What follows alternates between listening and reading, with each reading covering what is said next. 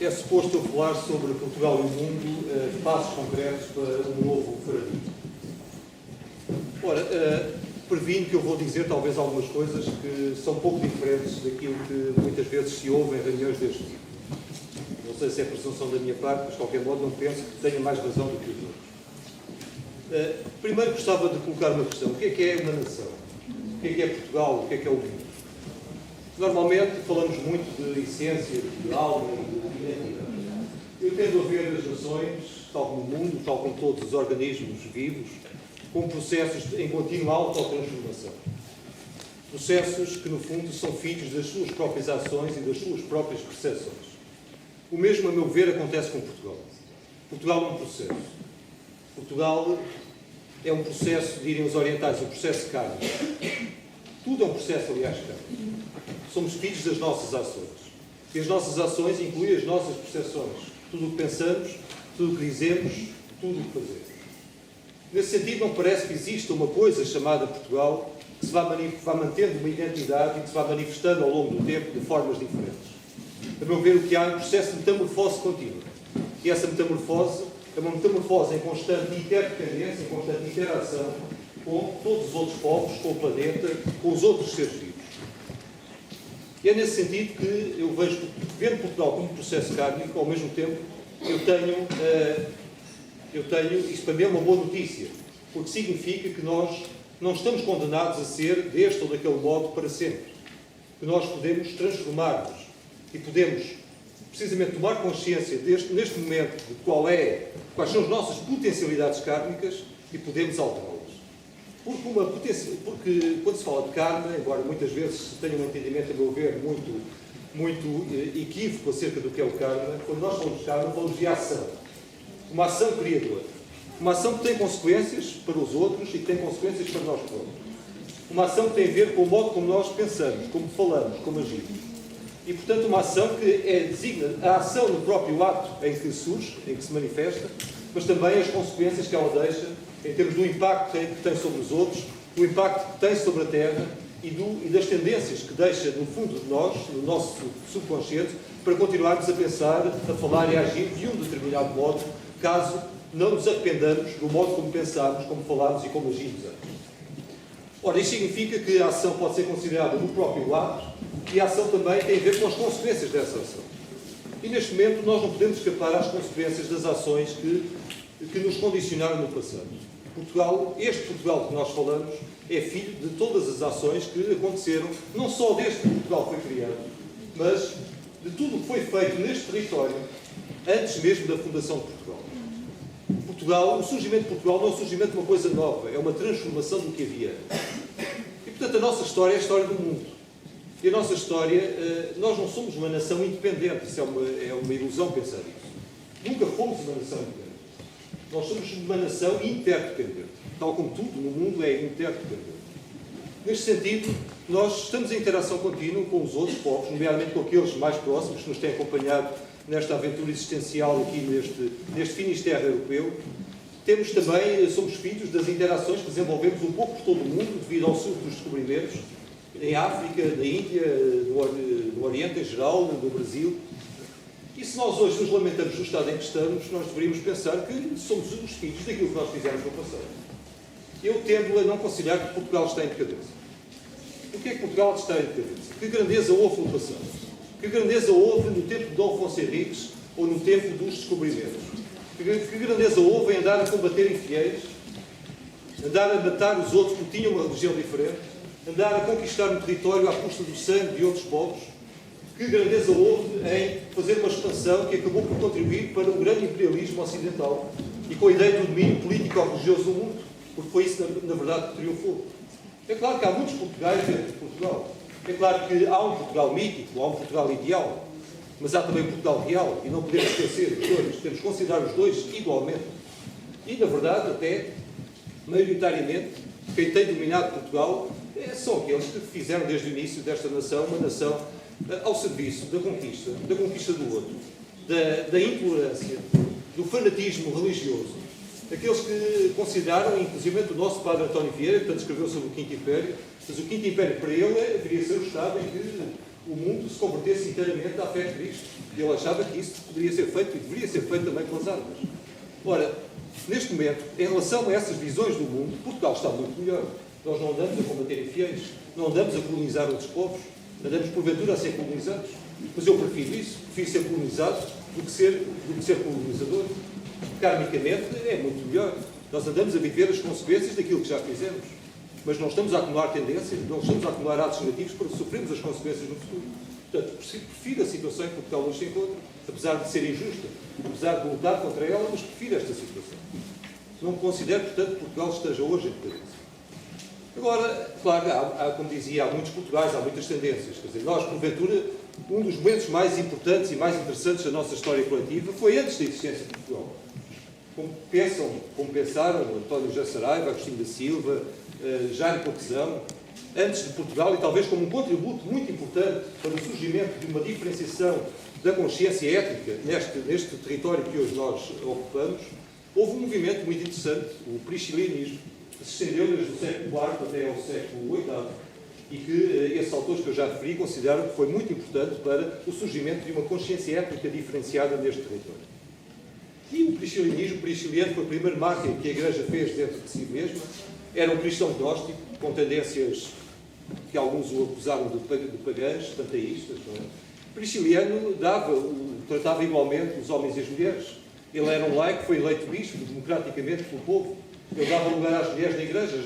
As mulheres podiam celebrar nas igrejas, podiam pregar, coisa que hoje não acontece. Portanto, nesse momento, Portugal está muito à frente de tudo o que veio a acontecer depois e do que acontece hoje no seio da própria igreja. Eles também não comungavam na igreja e levavam a hóstia para comungarem solitariamente nas montanhas, nas florestas.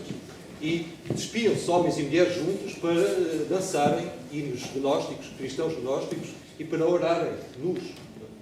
Eram vegetarianos, foram perseguidos também por isso, eram vegetarianos, recusavam-se a contribuir para o sofrimento, para o massacre dos outros seres vivos. Ora, perante isso, nós hoje estamos em grande decadência, sim, mas em decadência em relação a alguma coisa que não foi desde o início de Portugal, foi desde antes de Portugal. Mas o que triunfou, nós sabemos, não foi isso. O que triunfou em Portugal foi um outro cristianismo. O que triunfou em Portugal foi também o outro cristianismo oficial, que também no século XIII sucupou um cristianismo alternativo, o do culto do Espírito Santo, celebração dos impérios do Espírito Santo, culto criado, se crê, pela Rainha Santa Isabel. Mas o que triunfou em Portugal, nós sabemos que não foi isso. O que triunfou em Portugal foi, enfim, pessoas que fizeram descobrimentos e que muitas vezes são consideradas por várias pessoas ligadas, enfim, às questões portuguesas, como iniciados, pessoas muito avançadas, etc., como o Infante Henrique. Mas o Infante Henrique conta Zurar, na crónica, não é? Do Infante Henrique, numa das muitas crónicas, que ele assistia impávido e sereno à separação entre as mães e os filhos dos negros que chegavam a Portugal em Lagos para serem vendidos como escravos. E dizia o próprio Zurar que o sofrimento era insuportável. Não se podia ouvir aqueles gritos daquelas mães e daqueles filhos que eram separados à força. E o infante estava lá assistindo àquilo tudo. Ora, que missão pode haver? Que homem pode ser este que cumpre uma missão, supostamente uma missão espiritual, e que faz coisas destas? Ou permite coisas destas? E que homem pode cumprir uma missão espiritual de unificar o Ocidente e o Oriente, como se pensa muitas vezes ter feito o Afonso de Albuquerque, e que faz uma pilha enorme de dezenas de metros de altura com os narizes dos indianos que ele mandou cortar? Que espiritualidade existem em figuras como estas? Bom, e nós hoje estamos a viver as consequências de tudo isso. O que nós temos hoje de fazer, se queremos libertar-nos de tudo isto, de que negativo está a acontecer, é transformar o nosso processo. É a única coisa que há a fazer. É fazer desta nação, tal como penso que é a única missão que qualquer nação tem, e esse, a meu ver, é a única missão de todas as nações e todos os indivíduos, é contribuir para o bem de tudo e de todos. Se nós queremos hoje um Portugal diferente, pensemos, pois, nós, primeiro de tudo, cada um de nós, em colocar-se ao serviço do que é o bem comum. O bem comum não é só o bem dos nossos amigos, ou dos nossos próximos, ou dos portugueses, ou dos lusófonos, ou dos que pensam como nós, têm o mesmo partido, a mesma religião. O bem comum é o bem comum de todos os seres vivos. É o bem comum do planeta, é o bem comum do universo. Primeiro de tudo, ponhamos nós a caminho dessa realização. E depois, pensemos uma nação onde, efetivamente, possamos contribuir todos coletivamente para isso. E para isso, é só assim que nós podemos transformar o nosso processo de cambio. De outro modo, continuaremos a reproduzir as mesmas ações que cometemos erradas no passado, a meu ver, e continuaremos a sofrer as consequências iguais ou piores àquelas que estamos neste momento a sofrer. Nesse sentido, o que há a fazer? Bom, há muita coisa a fazer, há tudo a fazer. Há tudo a fazer. Há que pensar, primeiro de tudo, há que corrigir, precisamente, até podemos dizer, num certo sentido, há que fazer precisamente o oposto de tudo o que Portugal tem feito desde a sua fundação. O oposto da guerra aos infiéis, o oposto da conversão à força, o oposto da ideia de que é necessário converter os outros, é abrir-nos aos outros e respeitá-los integralmente nas suas diferenças. O oposto de termos levado para todo o mundo, no fundo, o paradigma da cultura ocidental, primeiro um paradigma religioso, depois um paradigma político, depois um paradigma de desenvolvimento económico, científico, tecnológico e industrial, que é o que nós hoje ainda continuamos a fazer, continuamos a contribuir para isso. No fundo, continuamos a contribuir para o grande paradigma destrutivo do mundo, que foi das invasões indo-europeias desde há 4.000 anos. Não é por acaso que Nietzsche, aliás, o grande historiador das religiões, escreveu que com o final da guerra do ultramar tinha terminado finalmente o ciclo das invasões indo-europeias que começaram há 4.000 anos, em que povos vindos do centro da Europa se dirigiram para o Ocidente e para o Oriente e escravizaram e dizimaram todas as culturas indígenas. Submeteram as culturas indígenas. Claro, trouxeram muita coisa, trouxeram os Vedas, trouxeram coisas magníficas, mas também trouxeram muito mal ao mundo. E então nós hoje o que temos de fazer é inverter esse paradigma. Era o que pensava Agostinho da Silva. Se Portugal contribuiu para levar a Europa a todo o mundo, que Portugal hoje contribua para trazer todo o mundo à Europa. E que Portugal hoje seja a ponte, seja o mediador, não da colonização, não da expansão, não do impor o nosso paradigma europeu ocidental aos outros povos, mas seja o mediador, o construtor de pontes que tragam outros paradigmas culturais, de culturas as culturas tradicionais, culturas muito mais avançadas numa outra perspectiva do que a nossa alguma vez o foi, do que a cultura portuguesa alguma vez o foi, culturas africanas, culturas orientais, culturas dos indígenas, dos índios, dos 5 cantos do mundo, ou de todas as dimensões do mundo, e que consigamos aprender com essas culturas. São culturas muito mais autossustentáveis, muito mais harmoniosas, muito mais sábias, e que nós possamos trazer isso primeiro para nós, para este país, para nos organizarmos e repensarmos de um outro modo, e depois estender isso para a Europa, que bem precisa. Porque, efetivamente, há um velho mundo que está acabando. E nós acabamos com ele. Porventura, o Miguel Real tem razão quando fala da morte de Portugal. Eu espero que esteja realmente a morrer, um certo Portugal esteja realmente a morrer, para que um outro possa renascer. Mas esse Portugal que acredito que está a renascer não é o mesmo Portugal, já não é o mesmo Portugal. Espero bem que não seja o mesmo Portugal. Portugal, portanto, como dizia, aberto às culturas, aberto a outros paradigmas culturais, mentais, um Portugal que, no fundo, se abra à ideia que nós não podemos ser felizes porque vivemos a interdependência se não contribuímos para que todos os seres sejam felizes. Um Portugal onde se abatam menos animais, onde as pessoas sobrevivam menos à custa de comerem a carne dos animais, onde a natureza seja mais respeitada e onde nós sejamos capazes de nos abrir ao que está a acontecer em todo o mundo, aos novos movimentos sociais que estão a surgir, que estão a reclamar uma democracia mais autêntica, uma democracia mais participativa, uma democracia mais direta, que nos habilite com mecanismos de controle sobre os eleitos, que nos permita verificar se as pessoas cumprem as promessas que fizeram imediatamente antes do dia das eleições e que, se não as estiverem a cumprir, possam ser demitidos, possam ser confrontados publicamente com essa sua traição. Um Portugal onde nós pensemos o paradigma de crescimento económico de que nós somos filhos e subsidiários, que é um paradigma de crescimento económico, como dizem todos os relatórios científicos, é absolutamente insustentável. Se nós continuarmos a viver como vivemos, mesmo em Portugal, um relatório recente dizia que em Portugal não pensemos que é só nos Estados Unidos, Dinamarca, Japão, etc., que temos uma grande pegada, um grande impacto ecológico sobre o mundo.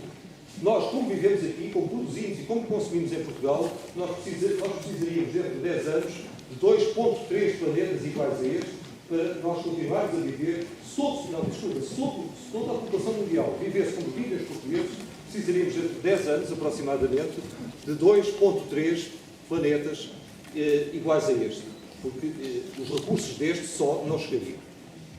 Portanto, nós temos que mudar completamente as nossas vidas. E isso é uma mudança que é espiritual, é mental, é cultural, mas é também política, é social, é económica. Temos que pensar numa sociedade mais justa, onde não estejamos a contribuir para o que a Europa e o Ocidente fizeram e continuam a fazer todo o mundo, que é para o abismo cada vez maior entre o Norte e o Sul. Entre os que têm tudo e os que não têm absolutamente nada, ou quase nada. Nós temos que pensar nisso, porque enquanto houver pobreza, e Portugal está a empobrecer, um quinto, um quarto da população está, neste momento é considerada pobre, Não haverá possibilidade das pessoas se dedicarem a questões espirituais, a questões culturais, a questões intelectuais. Não haverá possibilidade das pessoas pensarem sobre estas coisas. A grande parte da população está lá fora, não está aqui. Não é por acaso. As pessoas estão a lutar pela sobrevivência. E quem se preocupar com questões espirituais tem que pensar em questões sociais, económicas e políticas. Tem que pensar num modelo económico mais sustentável, uma economia baseada em recursos, uma economia que vise satisfazer as necessidades fundamentais do homem, no respeito do planeta, no respeito dos outros seres vivos. Não uma economia voltada, dominada pela ganância e pelo lucro, como tem sido a história da economia ocidental hoje globalizada. Nós temos que dar mãos, é verdade, mas temos que dar mãos com todos os movimentos alternativos que se estão a constituir hoje em todo o mundo. E talvez mais particularmente, mais proximamente, com os nossos companheiros aqui na Península, com as outras nações peninsulares, com as nações mediterrânicas, com os povos lusófonos, é verdade, com todos aqueles com quem historicamente temos tido relações mais intensas, portanto, processos kármicos mais próximos, não é? Mas também temos que aprender com tudo o que se faz melhor em todo o mundo. É, no fundo, isso que o Fernando Pessoa, o Agostinho da Silva pensaram como o tal mítico quinto império. A capacidade de nós absorvermos de todas as culturas mundiais o que houver de melhor e de fazermos disso uma nova síntese adaptada aos nossos tempos. É isso, talvez, a grande vocação de Portugal. Mas não vejo isso como uma missão que está pré-estabelecida desde a eternidade. Depende de nós. Em Portugal há muita tendência para nós nos considerarmos alguém especial, algo especial, um povo especial. O padre António Vieira dizia que Portugal era o segundo povo eleito. Depois dos judeus, só tinha havido um outro povo eleito, tinha sido Portugal. O povo eleito por construir o grande reino de Deus na Terra, o Quinto Império. O Agostinho da Silva dizia que, bom, isso depende da nossa capacidade de nos elegermos. Porque eleitos todos podem ser desde que se elejam. Mas nós ficamos aqui à espera que qualquer plano se cumpra. É a nossa costela hebraica, o nosso messianismo sebastianista passivo, o que tem de pior. E já o Pessoa contribuiu para alterar isso. Pessoa, ele assumiu-se como Dom Sebastião, como um encoberto, voltado ao mundo. E, no fundo, diz que isso é uma coisa que pode acontecer a todos nós. Podemos sentir-nos. Se, em vez de ficarmos à espera do rei redentor, seja em termos políticos, ou religiosos, ou espirituais, em vez de ficarmos à espera de um novo guru, que cada um de nós se encontre e se eleja a si mesmo. E desencubra o encoberto que está dentro de si. Ou seja, o homem autêntico, o homem capaz de viver em relação aberta com tudo e com todos, sem medo, sem expectativas. É isso que é necessário inverter. Em vez de ficarmos à espera que alguma coisa aconteça, os portugueses têm que se tornar ativos, porque esse é um dos nossos maiores defeitos. É a passividade. Ficamos sempre à espera que alguém tome iniciativa, que alguém nos conduza. Temos que ser todos líderes, todos condutores. Não podemos ficar à espera que seja um a fazer isso, ou que se revele um sinal especial dos tempos. E não podemos ficar presos constantemente nesta ideia de que somos um povo muito especial. Porque isso tanto se manifesta no complexo de superioridade, acreditarmos que somos o único povo missionário para cumprir uma missão divina na Terra, como tem acontecido frequentemente, até nos nossos maiores pensadores, ou então, quando isso se frustra, porque isso, por natureza, tem tendência a frustrar-se, as coisas não acontecem de acordo com as nossas enormes expectativas, nós caímos então na mais completa falta de autoestima. E do complexo de superioridade passamos para o complexo de inferioridade. E ambos querem dizer apenas que somos um povo muito egocentrado, um povo muito autocentrado. Um povo para o qual a imagem de si, sobretudo a imagem que os outros têm de nós, é extremamente importante. O Eduardo Lourenço, o José Gil têm visto claramente isso. Isso é muito importante, tomarmos consciência disso. É um povo que pensa-se demasiado em função da imagem que os outros têm de si. E tem tendência para a autoexaltação e para a autodepressão. Temos que encontrar um caminho do meio, temos que encontrar um equilíbrio. É por aí que passa esta transformação profunda do que temos falado. Portanto, é isso que é necessário fazer. É necessário termos os pés bem assentos na terra. Eu não acredito numa espiritualidade que não tenha os pés assentos na terra. Não acredito numa consciência espiritual que não pense as questões sociais, económicas, políticas. Não acredito numa consciência espiritual que, sobretudo, não passe hoje, cada vez mais, pelo respeito pelo planeta Terra, pela Terra e por todos os seres vivos. Esse é o grande desafio. Todos os relatórios científicos dizem que nós temos 10, 15 anos para inverter processos como das alterações climáticas, da poluição, da destruição da biodiversidade. Enquanto nós estamos aqui a falar, há dezenas, centenas de espécies vivas, animais e vegetais que estão a desaparecer em todo o mundo. É a vida que está a desaparecer. Neste momento, esta civilização tecnocrática, economicamente capitalista, é uma civilização voltada contra a vida. É preciso mudar a civilização. Não é preciso só mudar Portugal, é preciso mudar a civilização. E isso passa por uma mudança integral da nossa mentalidade. É preciso uma metanoia profunda, uma reviravolta profunda. E se ela acontecer dentro de cada um de nós tornarmos-nos contagiosos, como dizia o Agostinho. e haverá um movimento imparável. Mas isso passa por muita coisa que tem que partir de cada um de nós e que naturalmente pode ser sustentado e deve ser sustentado grupalmente, em termos de irmos cada vez mais para pensarmos nestas coisas, para refletirmos em conjunto sobre estas coisas. Mas ninguém se pode permitir de fazer essa transformação profunda, que passa pelo modo como nós concebimos, passa por aquilo que nós colocamos todos os dias no prato.